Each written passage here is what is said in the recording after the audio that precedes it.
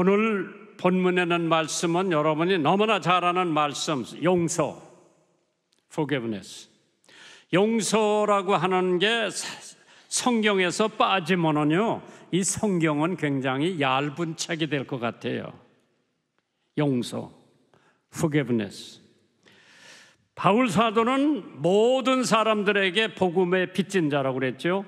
오늘 1만 달란트를 빚진 자가 있었는데 이 천국의 얘기를 우리가 알아듣기 쉽게 지상의 예화로 들어서 하는 얘기를 갖다가 비유라고 그래요.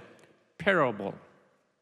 그래서 천국의 이러한 진리의 말씀을 우리가 이해하기가 어려우니까 우리가 평상시에 알아들을 수 있는 예화로 그걸 갖다가 비유라고 그러죠. parable.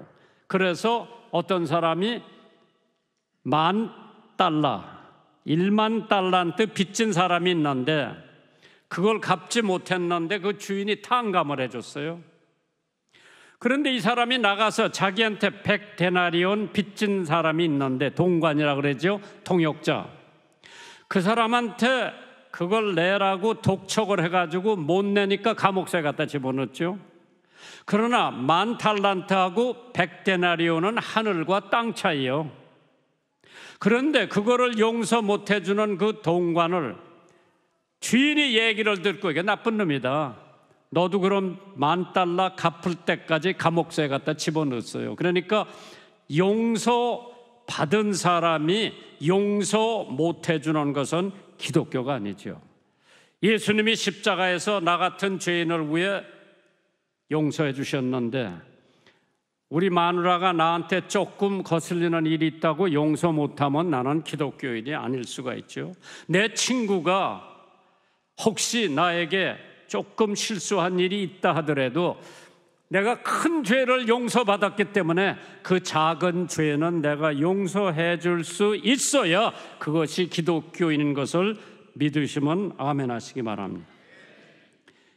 그래서 오늘 베드로가 예수님을 찾아와서 자기 형제가 만약 죄를 범하면 몇 번이나 용서를 해줘야 하는지 질문을 했어요. 베드로 큰 맘 먹고 한 7번쯤 해주면 되지요 했을 때 예수님께서 아니다, 70번에 7번씩이라도 용서를 해줘라. 772 4직구 490번이요. 그러니까 무제한으로 용서를 해주라고 하는 거죠. 복음에 나타난 하나님의 사랑은 용서로 표현된다고 해도 과언이 아닙니다. 예수님은 정죄하고 심판하시기 위해서 이 땅에 오신 것이 아니라 나 같은 죄인, 여러분 같은 죄인을 용서해 주시기 위해 그 무서운 십자가 형틀에 돌아가셔서 나를 용서해 주셨기 때문에 나에게 잘못하는 사람 조금 있다 하더라도 용서해 주는 것이 기독교의 본능이라고 그랬죠. 그래서 우리를 용서하시고 구원하시기 위해 이 땅에 예수님이 오셨는데 인도의 상류층 브라마니 두 힌두 사제가 있었다고 그러죠. 그 힌두 사제들의 교사로 힌두교의 경구를 빠짐없이 공부하고 외워야 되는데 어느 날 도서관에 가서 자료를 찾다가 신약 성경을 읽기 시작했습니다. 누가복음 19장 10절의 말씀을 읽으면서 주목을 했는데 인자가 온 것은 잃어버린 자를 찾아 구원하려 하심이라고 하는데 엄청 큰 도전을 받고 그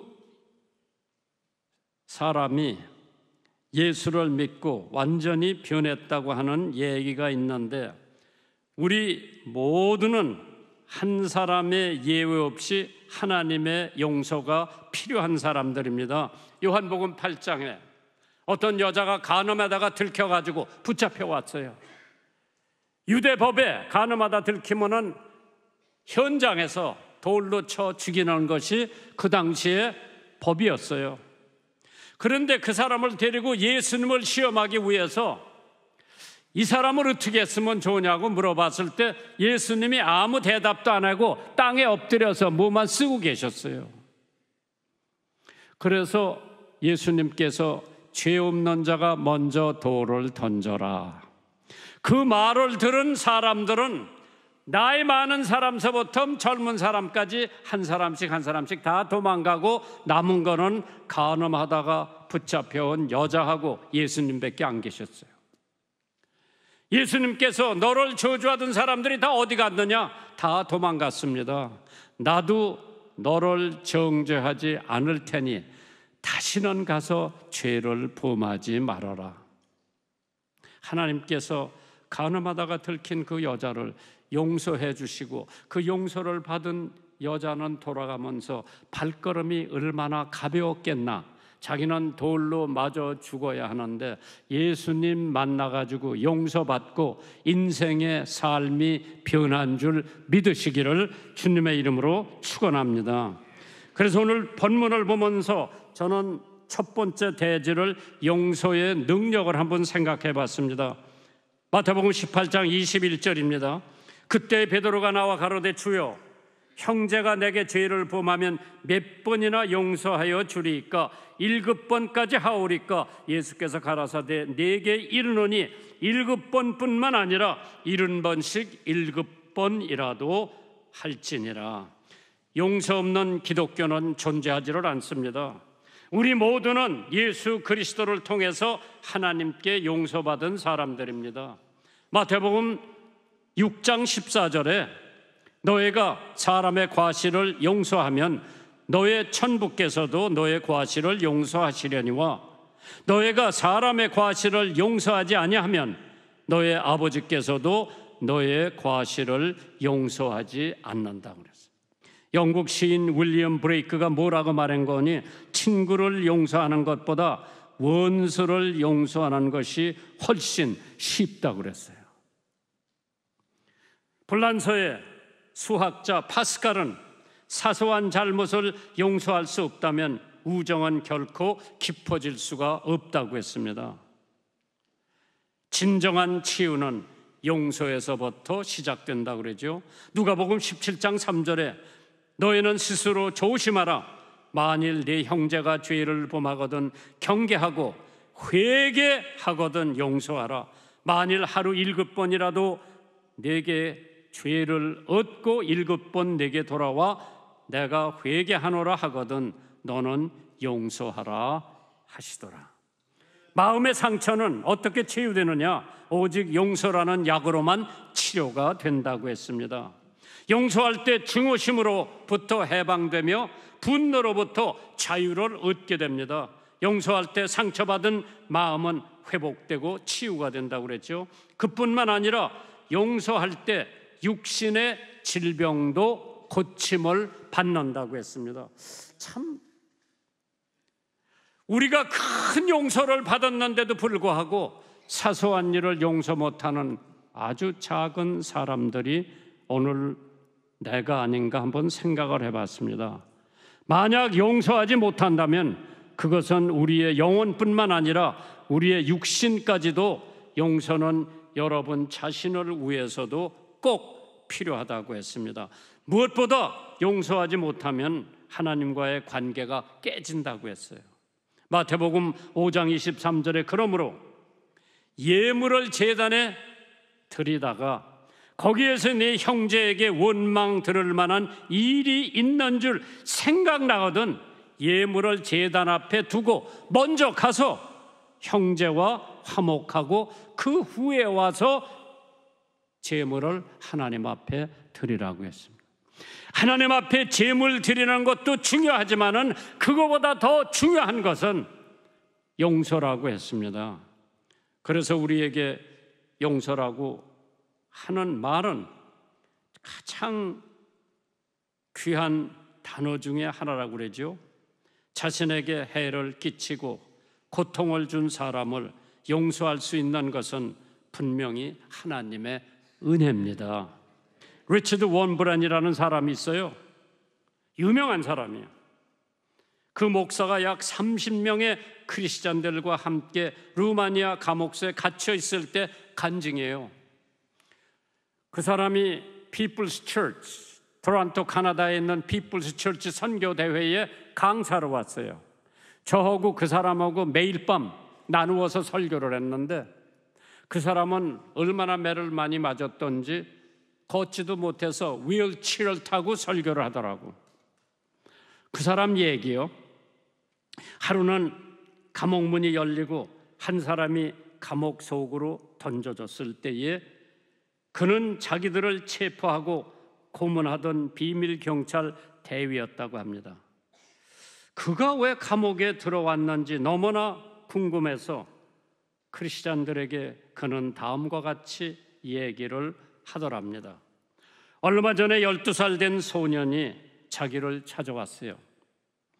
수줍어하며 자기의 사무실에 들어온 이 소년의 품에는 아름다운 꽃다발을 가지고 왔대요.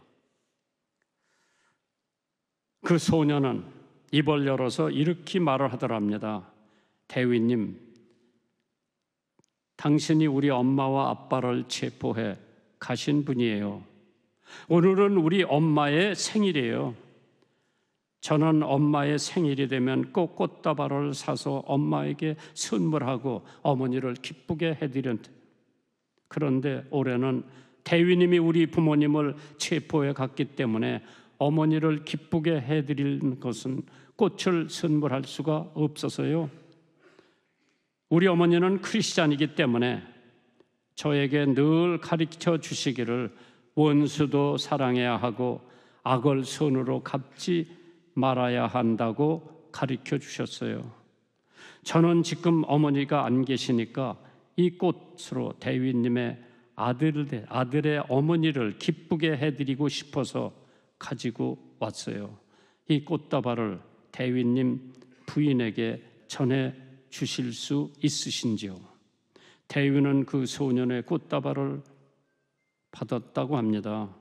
그리고 소년을 안고 울었다고 했습니다. 그 후에 그는 회개하고 남은 일생을 예수 그리스도를 위해 살기로 결심했다는 것입니다. 그래서 자기도 잘못한 일이 있어서 감옥서에 투옥이 됐지만은 용서라고 하는 능력에 이럴 듯 사랑의 열매를 맺게 되었다고 하지요. 누가복음 6장 27절이에요.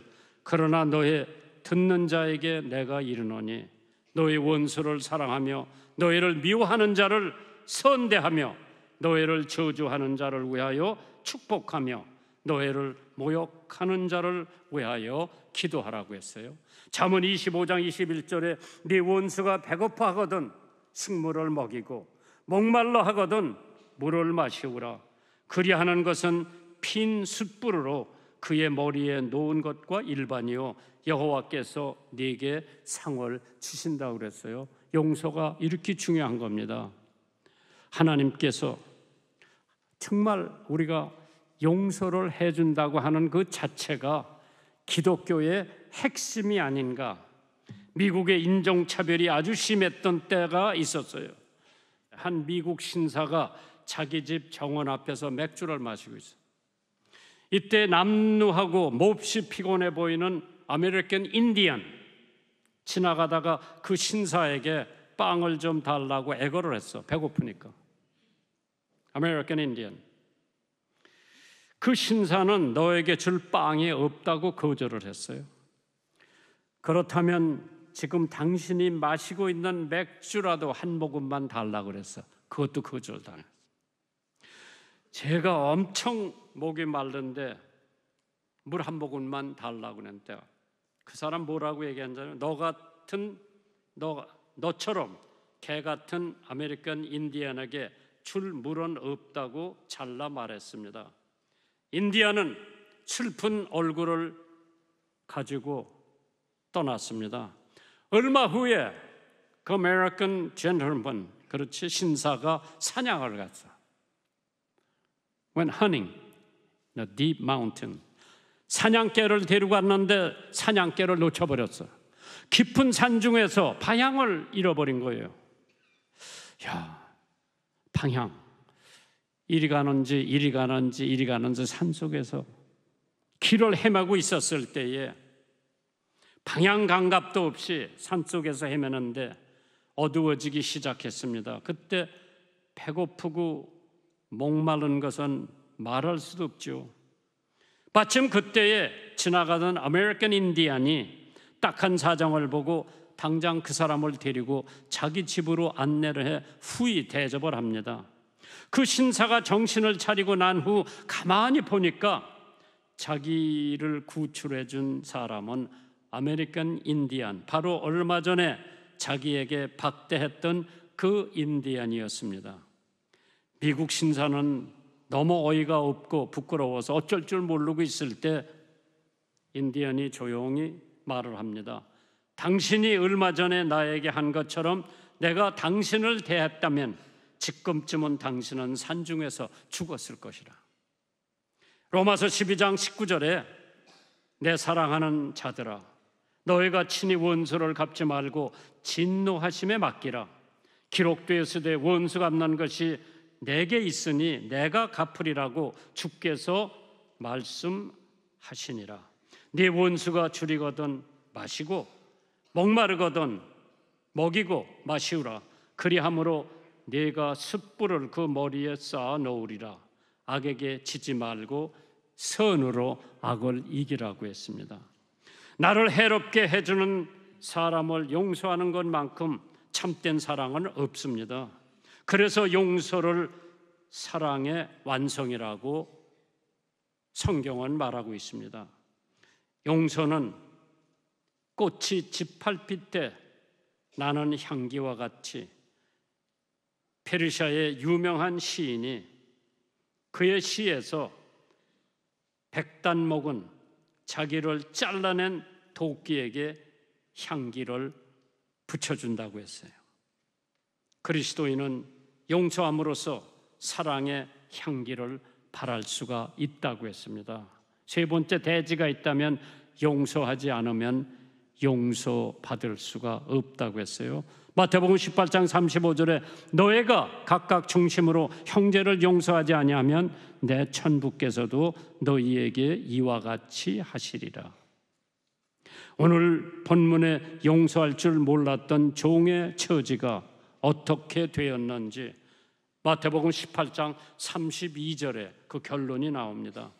이에 주인이 저를 불러다가 말하되 악한 종아, 네가 빌기에 내가 네 빚을 전부 탕감하여 주었거늘 내가 너를 불쌍히 여김과 같이 너도 네 동관을 불쌍히 여김이 마땅치 아니하냐 하고 주인이 노하여 그 빚을 다 갚도록 저를 옥졸들에게 붙였다고 그랬습니다. 주인이 노하여 그 빚을 다 갚도록 저를 옥졸들에게 넘겨주었다고 했습니다. 용서의 삶을 살지 않았을 때 결과였습니다. 예수님께서 우리에게 가르쳐 주신 주기도문, 오늘 아침에도 여러분이 외우셨어요. 우리가 우리에게 죄진 자를 사하여 준 것 같이 우리 죄를 사하여 주옵소서. 즉 용서하는 사람만이 하나님께 용서를 받을 수 있는 자격이 있다고 했습니다. 우리가 먼저 용서받았기에 우리도 용서할 수 있다고 느껴집니다. 누가복음 6장 37절에 정죄하지 말라 그리하면 너희가 정죄를 받지 않을 것이요 용서하라 그리하면 너희가 용서를 받을 것이라. 이 용서라고 하는 것을 성경책에서 빼버리면 성경은 얇은 책이 될 수밖에 없을 겁니다. 용서하세요. 하나님이 잘못해도 용서하세요. 남편이 잘못해도 용서하세요. 애들이 잘못해도 용서하세요. 우리는 평생을 갚아도 갚을 수 없는 큰 빚을 탕감받은 사람들입니다. 영원한 형벌의 저주를 받아야 할 내가 스스로 어떤 대가를 지불한다고 하더라도 구원을 받을 수가 없는 사람들인데 하나님은 예수 그리스도를 통해 우리의 모든 죄값을 탕감해 주셨고 우리는 사랑의 빚을 진 사람들입니다. 해밍웨이, 유명한 사람이죠. 세계 수도라고 하는 책이 있어요. The Capital of the World라는 짧은 글이 있었습니다. 스페인에 살고 있는 아버지와 청소년기에 있는 한 아들의 얘기입니다. 이들 부자는 관계가 좋지 않았습니다. 결국 아들이 집을 떠납니다. 아버지는 불순종하고 떠난 아들을 찾기 시작했습니다. 찾을 수가 없었습니다. 그래서 마드리드 신문에 광고를 냈습니다. 그 아들의 이름이 파코였습니다. 스페인에서 아주 흔한 이름이라고 해요. 파코가. 신문에 어떻게 광고를 낸거 하니, 사랑하는 파코야, 내일 12시에 마드리드 신문사 앞에서 만나자구나. 너의 모든 것을 다 용서했다. 내가 너를 사랑한다. 그것이 광고예요. 해밍웨이는 그 다음날 마드리드 신문사 앞에 파코라 이름을 가진 800명이 모여들었다고 기록을 했습니다. 이것을 보면 얼마나 많은 사람들이 용서를 원하고 용서를 기다리고 있는가를 알 수 있다고 하는 그 사람의 책의 결론입니다. 우리 인간에게 가장 필요한 것은 바로 용서입니다. 오늘 우리가 누리는 이 모든 축복은 하나님의 용서가 있었기에 가능한 줄 믿으시기를 주님의 이름으로 축원합니다. 어느 장로님이 하나님의 사랑에 대한 90%는 순종이라고 그랬어요. 사람에게 대한 사랑의 90%는 용서라고 했습니다. 고린도후서 2장 10절에 너희가 무슨 일이든지 누게 용서하면 나도 그리하고 내가 만일 용서한 일이 있으면 용서한 그것을 너희를 위하여 그리스도 앞에서 한 것이라고 그랬어요. 용서. 혹시 내 마음에 응어리진 게 있다고 할 것 같으면 용서하세요. 쉬우면서도 어려운 게 용서예요. 어떤 사람이 찬양대 앉지를 않더라고. 왜 안 앉아? 그러니까 옆에 있는 김 집사가 뵈기 싫어서 찬양대 안 나간다. 어떤 권사님에게 왜 교회에서 안 나오다가 교회 안 나와? 그러니까 어떤 장로가 뵈기 싫어서 그 교회 안 나간다.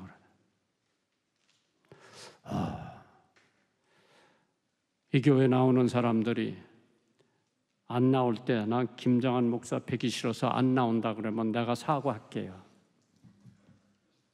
교회 나오세요. 어떤 청년이 다른 청년한테 너 교회 나오지 말라 그래서 그 교회 안 나오더라고. 내가 그 청년 만나서 얘가 누가 말하든지 교회 나오는 것은 너하고 하나님과의 관계지 누구 때문에 나오는 게 아니라 교회 나와. 열심히 나오더라고. 하나님께서 용서할 수 없는 사람은 용서받을 자격이 없는 줄 믿으시고, 정말 십자가에서 용서받은 나 같은 죄인이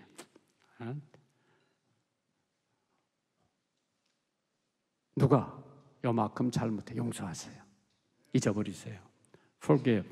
그거 용서하면 돼. 가지고 있지 마세요. 그래야 병도 안 들고 스트레스도 안 받고 그냥 편안하게 자유롭게 내가 이 지역을 돕고 이 나라를 돕고 한 걸음 더 나가서 하나님 나라를 도울 수 있는 사람은 용서할 수 있는 사람인 것을 믿으시기를 주님의 이름으로 축원합니다. 여러분들이 준비하신 헌금 하나님 앞에 봉헌하시겠습니다.